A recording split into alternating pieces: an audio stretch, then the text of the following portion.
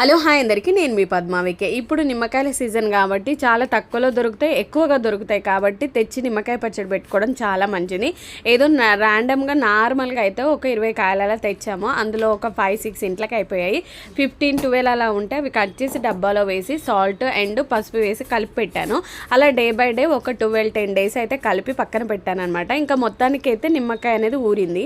తర్వాత పోపేద్దామని 2-3 డేస్ నుంచి అనుకుంటున్నాను. ఈరోజు అయితే సెట్ అయిందనమాట. ఆఫ్టర్నూన్ సరేలే అన్నీ వేసి అయితే పోపు పెట్టాను. ఎంత బాగా కుదిరిందంటే నిజంగా చెప్తున్నాను, నోరు ఊరుతుందండి. నిజంగా నోరు బాగాలేనప్పుడు, ఫీవర్ వచ్చినప్పుడు, లేకపోతే అనీజీగా ఉన్నప్పుడు, ఒంట్లో కొంచెం నీరసంగా ఉన్నప్పుడు ఈ పచ్చడి వేసుకొని తింటే ఎనర్జీ లెవెల్ పెరుగుతుంది. ఇమ్యూనిటీ బూస్టర్ కాబట్టి లెమన్ చాలా మంచిది.